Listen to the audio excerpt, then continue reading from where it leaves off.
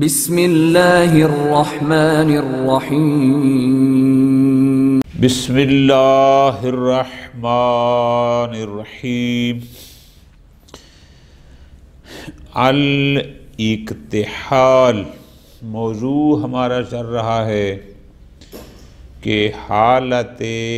احرام میں کیا کیا چیز محرم پر حرام ہوتی ہے۔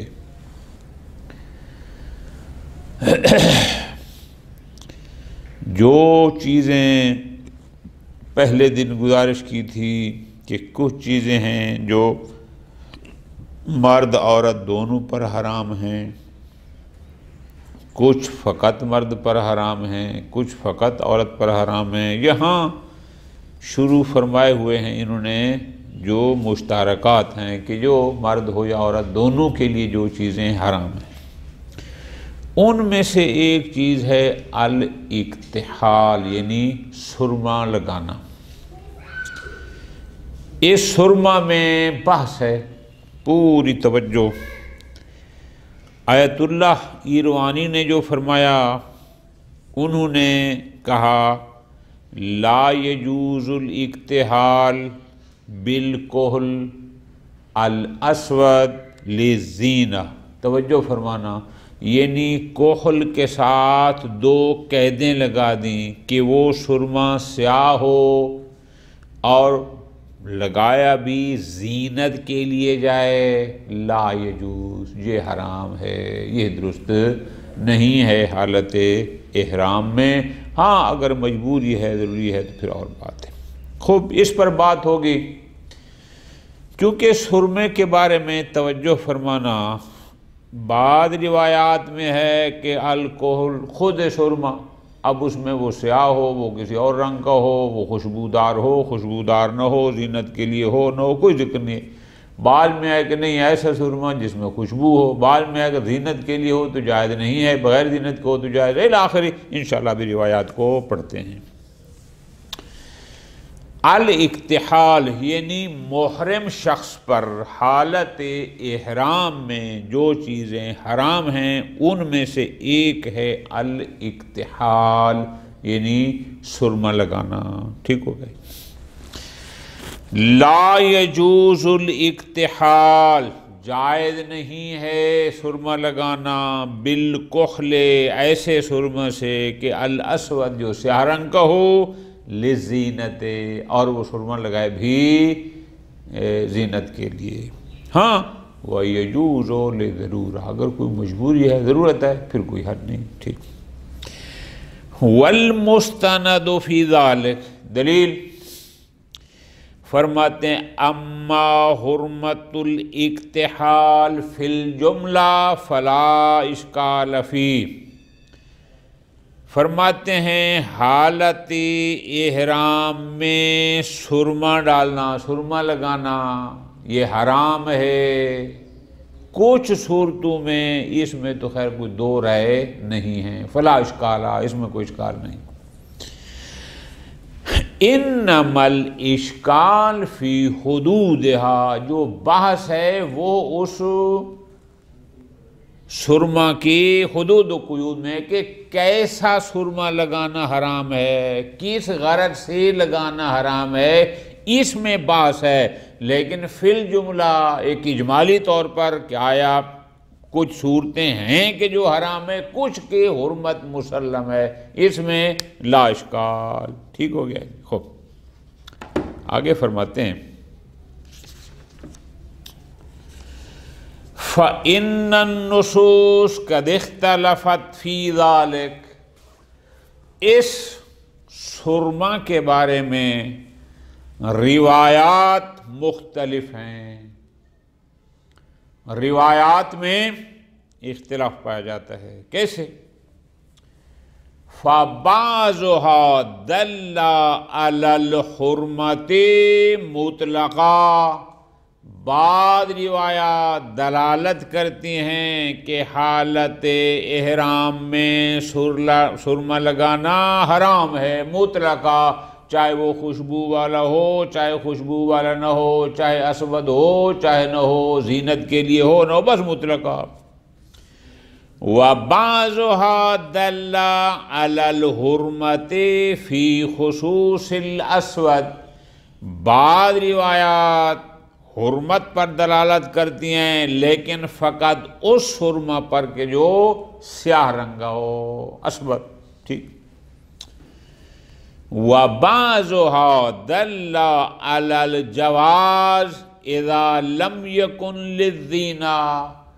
تیسری قسم روایات کی وہ دلالت کرتی ہے کہ اگر سرما زینت کی خاطر نہ لگایا جائے تو وہ جائز ہے،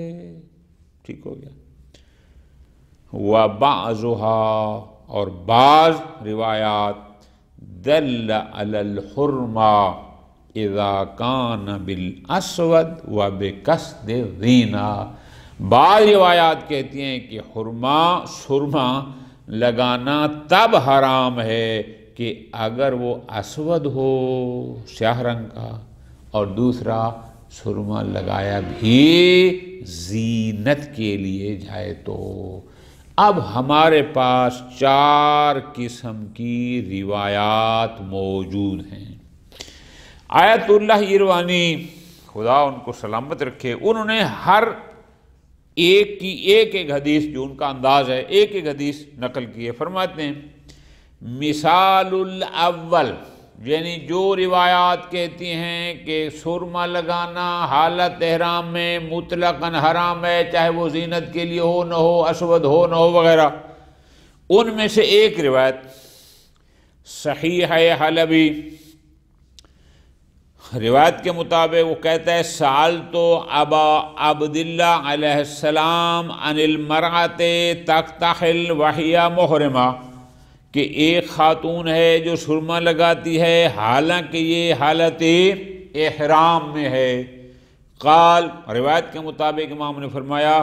لا تقتحل، کہ وہ سرما نہ لگائے۔ اب دیکھو اس میں کوئی قید نہیں ہے وہ سرما اسود تھا یا غیر اسود تھا، وہ زینت کے لیے استعمال کرتی یا غیر زینت کے لیے، کوئی بات ہی نہیں ہے، تو یہاں سے اطلاق ثابت ہوتا ہے۔ وَمِثَالُ الثَّانِي، وہ روایات جو کہتی ہیں کہ اگر وہ سرما سیاہ ہے تو حرام ہے، اس کی مثال یہ حدیث ہے۔ روایت صحیح ہے حریث عن ابی عبداللہ علیہ السلام، روایت کے مطابق امام نے فرمایا لا تقتحل المرأة المحرمة بالسواد، کہ مرأة محرمہ یعنی احرام پہنی عورت کو سیاہ سرما نہیں لگانا چاہیے، ان السواد زینہ، چونکہ یہ سیاہ سرما زینت ہے۔ تو بہرحال اس میں قید ہے سواد کی کہ وہ سیاہ سرما ہو، ٹھیک ہو گیا۔ وَمِثَالُ الثَّالِثِ، تیسری قسم روایات کی کہ جس میں یہ تھا کہ اگر زینت کے لیے نہ ہو تو سرما لگانے میں کوئی حرج نہیں ہے۔ فرماتے ہیں اس کی دلیل یہ روایت ہے، روایت صحیح ہے معاویہ بن عمار عن ابی عبداللہ علیہ السلام، فرمایا روایت کے مطابق فرمایا لا باس ان یقتحل وہو محرم، کوئی حرج نہیں ہے کہ اگر انسان سرما لگائے حالانکہ وہ احرام میں ہو، کوئی حرج نہیں ہے، لا باسا، ہاں بما لم یکن فیہ طیب یوجد ریحہ، جب تک اس میں طیب یعنی کوئی خوشبو نہ ہو کہ جس کی ریح، جس کی خوشبو اس کو حاصل ہو، یعنی اس میں کوئی خوشبو جو استعمال کرتے ہیں وہ نہ ہو۔ اما للزینہ، لیکن زینت کے لیے فلا، تو اب یہاں سے سمجھ آ رہی ہے کہ یہ روایت تو کہتی ہے کہ زینت کے لیے ہو تو پھر جائز نہیں ہے، بغیر زینت کے ہو اور اس میں خوشبو وغیرہ کا استعمال بھی نہ ہو تو کوئی حرج نہیں ہے، ٹھیک۔ والمثال الرابع، چوتھی قسم کہ جس میں کہا گیا تھا او دل علی الحرمت اذا کان بالاسود وبقصد زینہ، کہ وہ اسود ہو اور قصد زینت ہو تو حرام ہے، ان میں سے ایک روایت روایت صحیح ہے ابی بصیر ان ابی عبداللہ امام جعفر صادق علیہ السلام سے کہ روایت کے مطابق امام نے فرمایا وَتَقْتَحِلُ الْمَرْأَةُ الْمُحْرِمَةُ بِالْكُحْلِ كُلِّهِ کہ مرأة محرمہ یعنی وہ عورت جو احرام میں ہے وہ سرما لگا سکتی ہے ہر قسم کا الا سوائے کحل اسود سوائے اس سرمے کے جو سیاہ ہو اور دوسرا لے زینت زینت کے لیے اس کا مطلب ہے سیاہ ہو اور زینت کے لیے ہو تو لگانا جائز نہیں ہے اب ہمارے پاس 4 قسم کی روایات اس سرمے سے متعلق آ گئی ہیں اب فی الجملہ اتنی بات تو سمجھ آئی کہ کچھ نہ کچھ سرمے کی صورتیں ایسی ہیں کہ جن کا حالت احرام میں استعمال مسلماً حرام ہے ٹھیک اب ہے کہ وہ کون سی قسم ہے یہ بات ہے اب اس میں ہمارے پاس 4 قسم کی روایات ہیں آیت اللہ اروانی اس کے بارے میں فرماتے ہیں والمناسب الاخذ بالطائفۃ الاخیرہ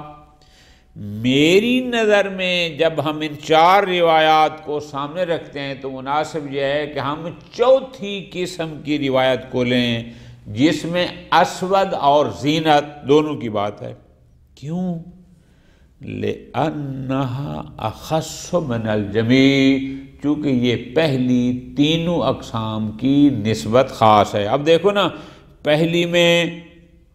کیا ہے لا تقتحل نہ اس میں اسود کی قید ہے نہ زینت کی کچھ بھی نہیں ہے دوسری میں فقط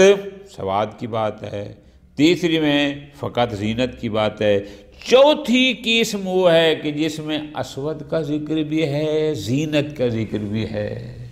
تو یہ ان تینوں کی نسبت اخص ہے اس میں کسی میں ایک ہے کسی میں کوئی قید نہیں یہاں پر دونوں کا ہے پس فَتُخَصَّصُ مَا سِوَاهَا لہذا یا تُخَصِّصُ مَا سِوَاهَا کہ یہ چوتھی قسم کی چونکہ پہلی 3 کی نسبت اخص ہے لہذا ان پہلی 3 کی یہ بن جائے گی مخصص وَيَكُونُ النَّتِيجَہ اور نتیجہ یہ ہوگا جب ہم اس کو ان کا مخصص بنائیں گے حرمت الاقتحال بالاسود اذا کان بقصد الزینہ نتیجہ یہ ہوگا کہ حالت احرام میں سرما لگانا حرام ہے اگر وہ سرما اسود ہو یعنی سیاہ ہو اور لگایا بھی بقصد زینت جائے تو حرام ہے ٹھیک ہو گئی یہ ایک ہو گئی علمی بحث البتہ پھر آگے کہتے ہیں والاحتیاط بترک الاقتحال بالکحل الاسود بلکہ احتیاط اس میں ہے کہ حالت احرام میں کحل اسود سیاہ سرما مطلقہ یعنی زینت ہو یا غیر زینت بل و بغیر ہی یا غیر سیاہ بھی ہے سرما اور استعمال کرنے والا کر رہا ہے بے قصد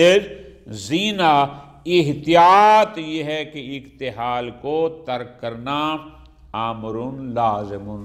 احتیاط اس میں یہ امر لازم ہے یعنی چاہے وہ سرما سیاہ ہو چاہے غیر سیاہ چاہے وہ بے قصد زینت ہو چاہے بغیر قصد زینہ امر لازم کیوں لظہور بعض الروایات المتقدمہ یہ روایات جو ہم نے نقل کی ہیں 3 اس کے چوتھی کے علاوہ اور بھی ہیں جو ظہور رکھتی ہیں فی حرمت ذالک کہ نہیں مطلقاً سرما حرام ہے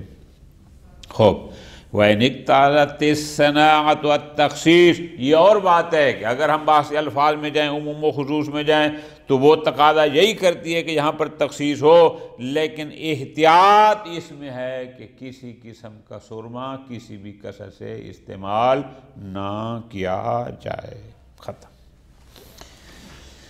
دوسری بات ہم نے کی تھی کہ اگر ضرورت ہے، اگر مجبوری ہے احرام میں اور اس کی مجبوری ہے، کچھ سرما ڈالنا پڑ رہا ہے، تو اب کیا کرے؟ فرماتے ہیں اما الجواز فی حالت الضرورہ، کہ مجبوری کی صورت میں سرمے کا استعمال حالت احرام میں جائز ہے۔ دلیل فرماتے ہیں، دلیل یہ ہے فَلِلْبَرَاءَةِ بَعْدَ الْقُصُورِ فِي الْمُقْتَضِي، چونکہ مقتضی حرمت مطلقاً استعمال کو ثابت کرنے سے قاصر ہیں۔ یہی ہم نے چار خود ہم نے دیکھا کہ ہمارے پاس چار قسم کی روایت آ گئیں کہ جس سے مطلقاً سرمے کا استعمال ثابت کرنا مشکل ہے، تو جب مشکل ہوگا حالت البراء۔ وَعَلَى تَقْدِيرِ تَمَامِيَّتِهِ، فرض کرو ہم اس بات کو مان بھی لیں، کیا کہ نہیں جی حالت احرام میں سرما پہننا ہر حال میں حرام ہے، کوئی قید و تخصیص نہیں ہے، مثلا مطلقاً کے قائل ہو بھی جائیں، تو جب ہم مرحلہ ضرورت میں آئیں گے جواز کے لیے ہم تمسک کریں گے قاعدہ لا حرج سے، کہ قرآن خود کہتے ہیں ما جعل علیکم فی الدین من حرج، اور اسی طرح قاعدہ نفی ضرر کہ خود پیغمبر اکرم صلی اللہ علیہ وسلم نے فرمایا رفع عن امتی تسعہ، ان میں ایک تھا عن امتی مضطروا الیہ، پس قاعدہ نفی ضرر قاعدہ لا حرج ضرورت کی صورت میں استعمال کے جواز کے لیے کافی ہے۔ وَبِقَطْعِ النَّظْرِ عَنْ ذَلِكَ كُلِّهِ، یہ نہ بھی ہو تو بھی اس جواز کے لیے کافی ہے النصوص الخاصہ فی المقام، کہ ہمارے پاس خصوصاً جہاں روایات موجود ہیں کہ ضرورت کی صورت میں استعمال کرنے میں کوئی حرج نہیں۔ ٹھیک ہو گیا، ختم۔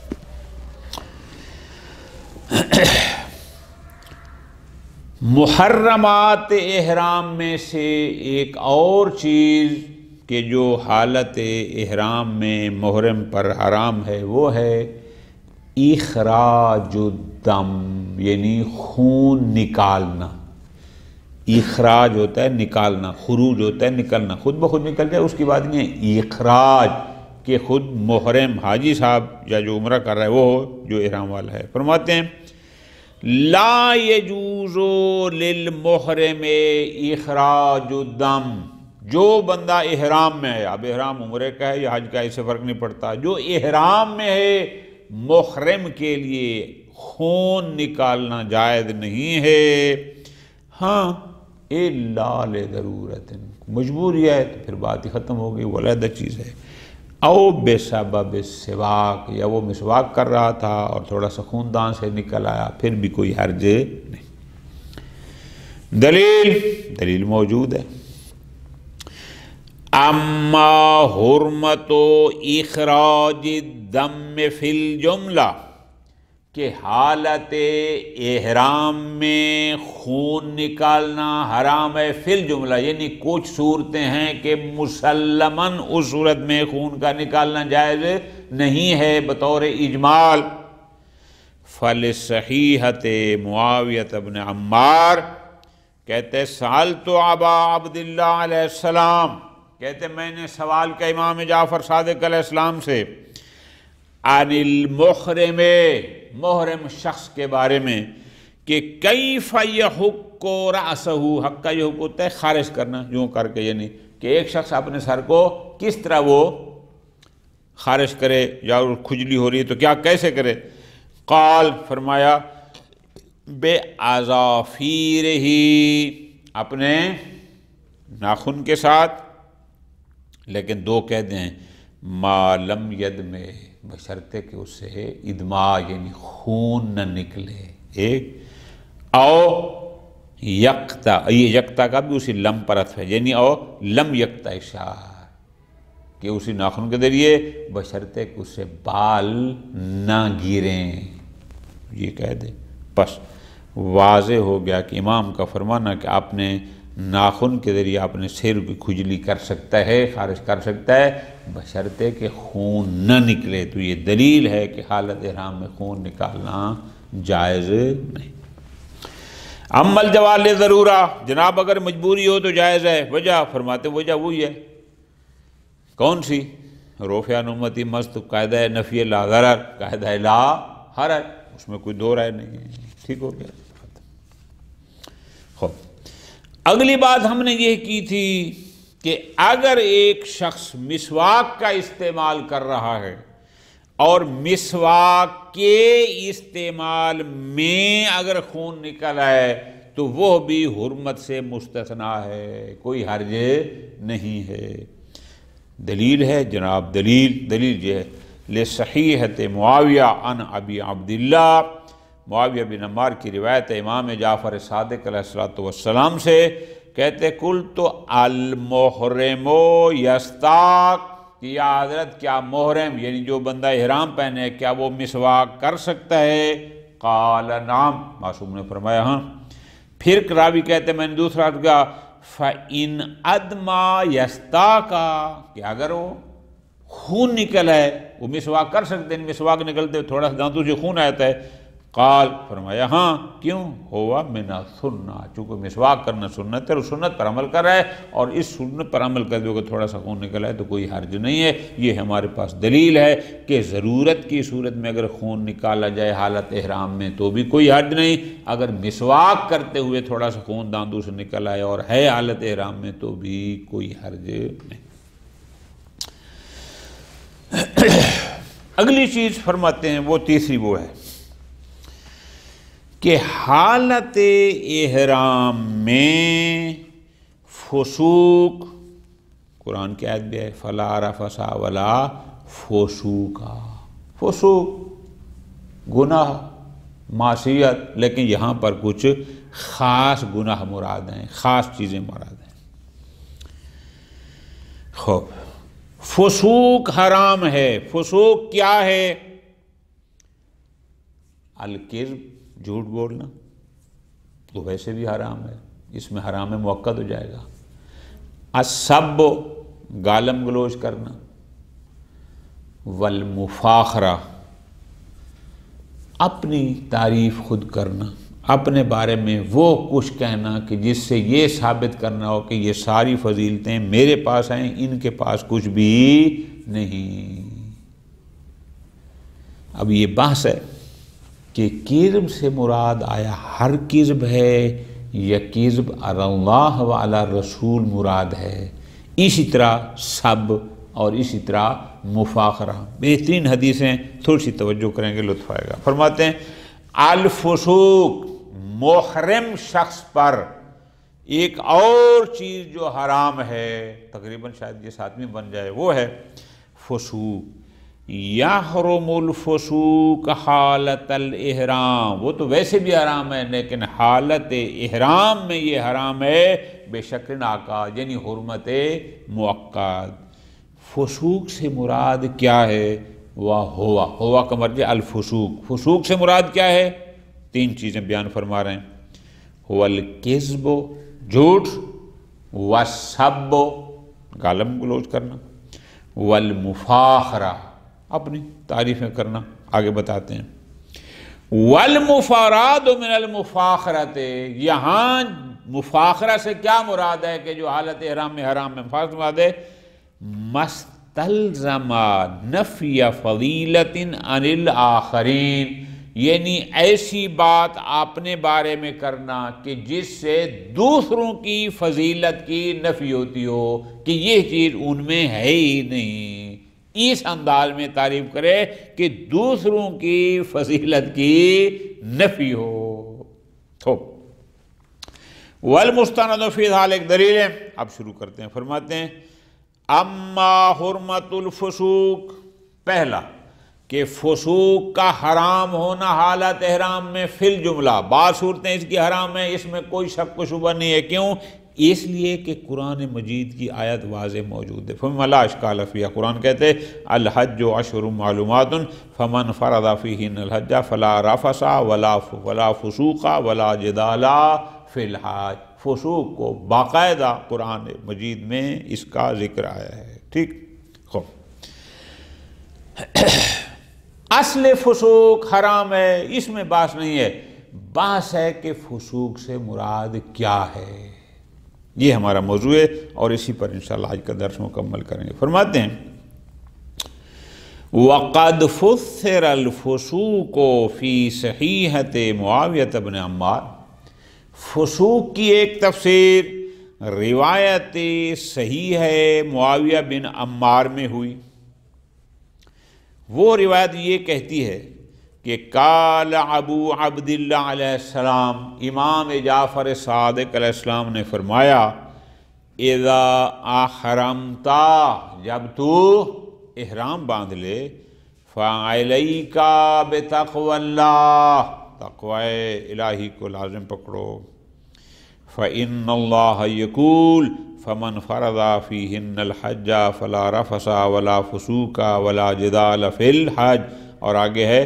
فالرفث الجماع، رفث سے مراد ہے بیوی سے جماع کرنا، والفسوق، فسوق سے مراد ہے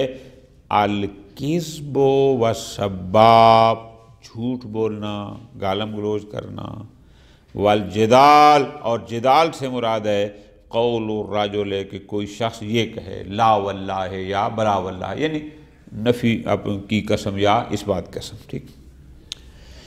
وغیرہ بالکذب والسباب، اور بھی ہیں کہ جو جس میں اس فسوق کی تفسیر کذب اور سباب سے کی گئی ہے۔ وَهُوَ بِالْمَعْنَى الْمَذْكُورِ وَإِنْ كَانَتْ ثَابِتُ الْحُرْمَةِ بِقَطْعِ النَّظْرِ، اگرچہ یہ تو جناب جھوٹ بولنا تو عام حالات میں بھی حرام ہے، گالم گلوچ کرنا تو عام حالات میں بھی حرام ہے، فرماتے ہیں إِلَّا أَنَّ فِيهِ عَقَدْ، لیکن احرام میں اس کی حرمت کی اور زیادہ تاکید ہو جائے گی، ٹھیک۔ اب ذرا توجہ فرمانا، اب اس جملے کو ذہن میں رکھنا تاکہ اگلی بات سمجھ آ جائے۔ یہاں پر یہ جو حدیث ہم نے نقل کی، یہاں فسوق میں صرف کذب اور سباب کا ذکر ہے، مفاخرہ کا ذکر اس میں نہیں ہے۔ فرماتے ہیں وَبِهَذَا يَتَّضِحُ أَنَّ تَفْسِيرَ الْفُسُوقِ بِخُصُوصِ الْكِذْبِ عَلَى اللَّهِ أَوْ رَسُولِهِ أَوْ أَحَدِ الْأَئِمَّةِ صَلَوَاتُ اللَّهِ عَلَيْهِمْ كَمَا هُوَ الْمُخْتَارُ لِبَعْضٍ لَا وَجْهَ لَهُ بَعْدَ إِطْلَاقِ الصَّحِيحَةِ، بعض لوگوں نے کہا تھا کذب سے مراد فقط اللہ پر کذب، جھوٹی نسبت دینا، اللہ کے رسول کی طرف جھوٹی نسبت دینا، ائمہ میں سے کسی امام کی نسبت دینا، کذب سے مراد فقط یہ ہے۔ فرماتے ہیں اس حدیث میں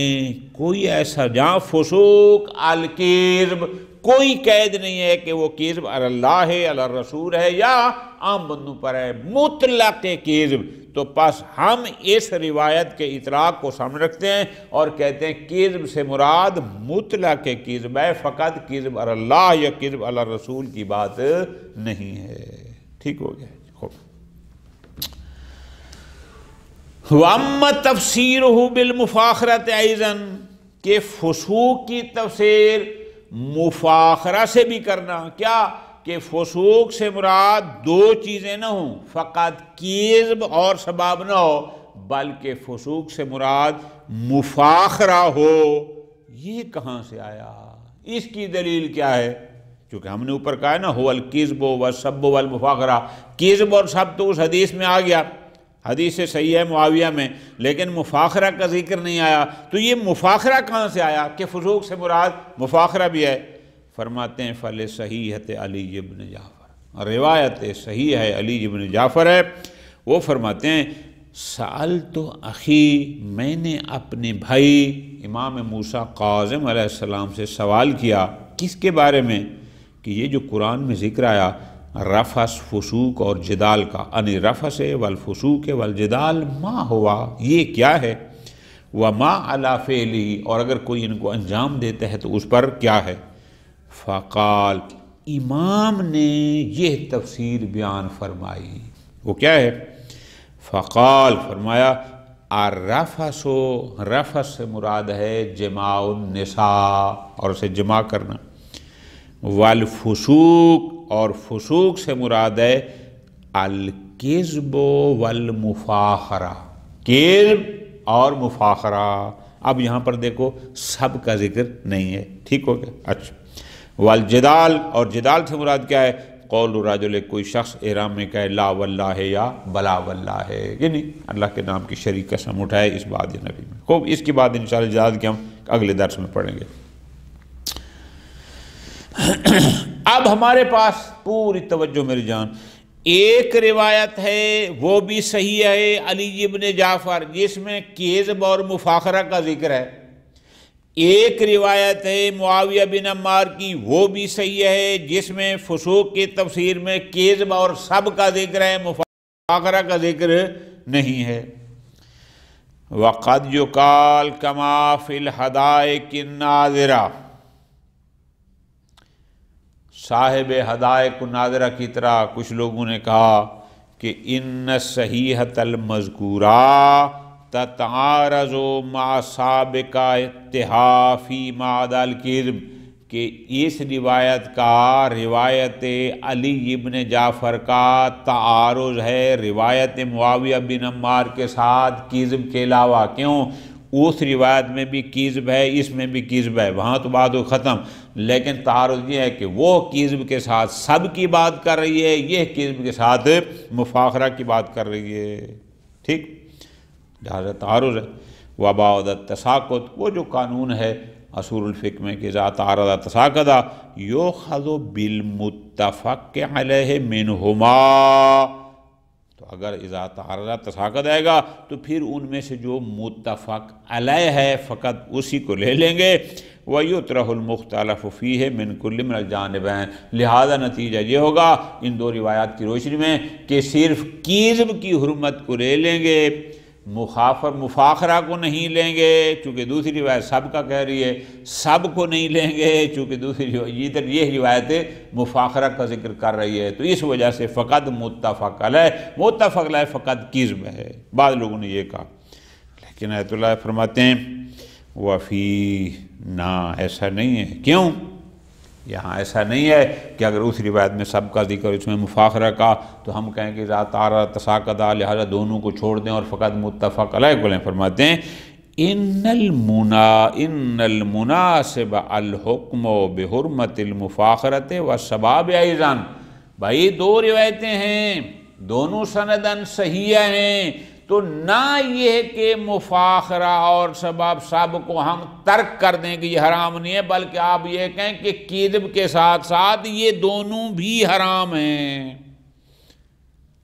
نہ یہ کہ ان کو ترک کریں، حرمت کو کہیں کہ حرام نہیں ہے، بلکہ آپ کہیں کہ یہ دونوں بھی حرام ہیں۔ اس سے سباب اور مفاخرہ دونوں کی حرمت ثابت ہوتی ہے، نہ یہ کہ ایسا ختم ہوتی ہے۔ کیوں؟ فرماتے ہیں اس لیے لِأَنَّ صَحِيحَةَ مُعَاوِيَةَ صَرِيحَةٌ فِي حُرْمَةِ السَّبَاب، روایت معاویہ بن عمار فسوق کی تفسیر میں صراحت سے ثواب کی حرمت کو بیان کر رہی ہے، صریح ہے، الکذب و ثواب، ٹھیک،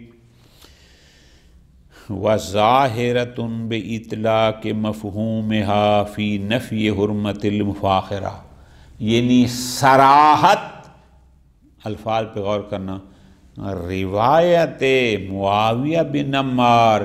سباب کی حرمت میں صریح ہے، چونکہ واضح جو آ گیا والکذب و سباب، اور ظہور رکھتی ہے کس میں کہ مفاخرہ حرام نہیں ہے، کیونکہ اس کا ذکر جو نہیں ہے، ظہور ہے نفی حرمت میں، کیونکہ اس کا اگر حرام ہوتا تو امام اس کو ذکر کرتے، لہذا ظہور اس میں ہے کہ مفاخرہ حرام نہیں ہے، جبکہ سباب کی حرمت پر صراحت ہے۔ اور جبکہ روایت صحیح ہے علی ابن جعفر، وہ کیا کہتی ہے؟ وہ مفاخرہ کی حرمت پر صریح ہے اور سباب کی یعنی سب کی نفی حرمت میں ظہور رکھتی ہے، ٹھیک ہو گیا۔ اب تھوڑی سی اصول فقہ کی بات ہے کہ روایت معاویہ میں ایک چیز میں اس کی صراحت ہے، ایک معنی پر صراحت کے ساتھ دلالت کر رہی ہے، اور ایک معنی میں اس کا ظہور ہے۔ صراحت ہے حرمت ثواب میں، ظہور ہے عدم حرمت مفاخرہ میں، جبکہ روایت علی ابن جعفر یہ صراحت ہے اس میں حرمت مفاخرہ پر، اور ظہور ہے عدم حرمت ثواب پر، تو دونوں میں صراحت بھی ہے اور دونوں میں ظہور بھی ہے۔ اب کیا کریں؟ فَيُقَيَّدُ اطلاق مفہوم کل واحدہ بصراحت الاخری۔ جمع عرفی، اور جمع کی دو قسمیں ہوتے ہیں، جمع تبرعی، جمع عرفی، میں دونوں آپ کو یہ پہلے لکھوا بھی چکا ہوں اسی کتاب میں۔ جمع عرفی کا تقاضا یہ ہے کہ ہر حدیث کی، ہر روایت کی صراحت مقید بن جائے دوسری روایت کے اطلاق کے لیے۔ بہت آسان، ٹھیک ہو گیا؟ فرماتے ہیں فَيُقَيَّدُ اطلاق مفہوم کل واحدہ، ہر حدیث، دوسری جو حدیث ہے اس کے اطلاق کی مقید بن جائے، اس کی تقیید کر جائے، کس کے ساتھ؟ بصراحت الاخری، اس کی صراحت کے ساتھ، کہ روایت معاویہ صراحت کر رہا ہے سباب میں، ٹھیک ہے جی، جبکہ روایت علی ابن جعفر کا ظہور ہے عدم حرمت میں، تو ہم اس کو اس کا مقید بنا دیں، اور روایت علی ابن جعفر کی صراحت ہے حرمت مفاخرہ میں، جبکہ روایت معاویہ کا اطلاق ہے وہ عدم حرمت میں، مفاخرہ میں، تو اس کو اس کا مقید بنا دیں، مشکل حل ہو جائے گی۔ فَيُقَيَّدُ اطلاق مفہوم کل واحد، ہر ایک کے مفہوم کے اطلاق کو تقید کر دیں دوسری کی صراحت کے ساتھ، طبقاً للقاعدۃ الجمع العرفی، اس لیے کہ ہم یہ کہتے ہیں جمع عرفی میں اذا اجتمع ظاہر و صریح، کہ اگر ظاہر اور صراحت کا آپس میں جمع ہو جائیں اور دونوں متنافی ہوں، کہ ایک کا ظہور کچھ کہتا ہے اور دوسری کی صراحت کچھ کہتی ہے، تو کان صراحت صریح، تو صریح کی صراحت قرینہ بن جائے گی کہ دوسرے کے ظاہر کے ظہور میں تعویل کریں، اور اس سے یہ ثابت ہو جائے گا کہ فسوق سے مراد کذب کے ساتھ فقط سباب یا فقط مفاخرہ نہیں بلکہ یہ دونوں ہیں، لہذا فسوق سے مراد سباب بھی ہے اور مفاخرہ بھی ہے۔ ٹھیک، اگلی بات، اما تفسیر المفاخرہ، ہم نے پیچھے کہا کہ مفاخرہ سے مراد کیا ہے؟ مستلزم نفی فضیلت آخرین، کہ کوئی بندہ احرام کی صورت میں اس انداز میں فخر کرے کہ دوسروں کی فضیلت کی نفی ہو، یہ مفاخرہ ہوتا ہے۔ فرماتے ہیں لِأَنَّ بَيَانَ شَخْصٍ فضیلتاً لِنَفْسِهِ، کہ اگر کوئی بندہ اپنی فضیلت بیان کرے بدون نفیہا عن غیرہ، جبکہ دوسروں سے اس فضیلت کی نفی نہ کرے، لیس من المفاخرہ، یہ مفاخرہ ہوتا ہی وہی ہے کہ جس سے کوئی بندہ یہ کہے کہ فلاں فضیلت میرے اندر ہے دوسروں کے اندر نہیں ہے۔ اگر وہ ایسی تعریف نہ کرے بلکہ کوئی ایسی چیز بیان کرے کہ اپنی صفت تو بتائے کہ میرے اندر یہ ہے، دوسروں کی نفی نہ ہو، وہ اصلاً مفاخرہ کا مصداق ہی نہیں بنتا۔ خوب لغتاً یا کم از کم ہے یا منصرف ذالک عرفاً، یا عرف کم از کم اس کو عرف مفاخرہ اسی کو کہتا ہے کہ کوئی بندہ اپنی فضیلتیں بیان کرے اس انداز میں کہ اس سے دوسروں سے ان فضیلتوں کی نفی ہو، تو کہتے ہیں کہ یہ مفاخرہ ہے۔ کیوں؟ اذ الافتخار بمجرد ہی، اس لیے کہ دوسروں کی اگر نفی نہ ہو، صرف اپنی بات ہو کہ میں یہ کرتا ہوں، میں یہ کرتا ہوں، میں یہ، فقط اپنی افتخار کرے، اس میں تو لا معذور فیہ شرعاً، اس میں تو کوئی حرمت نہیں ہے، کوئی منع نہیں تھی۔ وَلَيْسَ مِصْدَاقًا لِلْفُسُوقِ، اور نہ ہی یہ مصداق فسوق ہے، الَّذِي طَبَقَتْهُ الصَّحِيَّةُ الْمُفَاخَرَةُ، کہ روایت صحیحہ نے جو کہا تھا کہ فسوق حرام ہے، اور فسوق کیا تھا؟ وہ مفاخرہ تھا، جب بندہ صرف اپنی کوئی فضیلت بیان کرے جس سے دوسروں کی فضیلت کی نفی نہ ہو، وہ پھر مصداق فسوق نہیں بنتا۔ صلی اللہ علی محمد وعلی محمد۔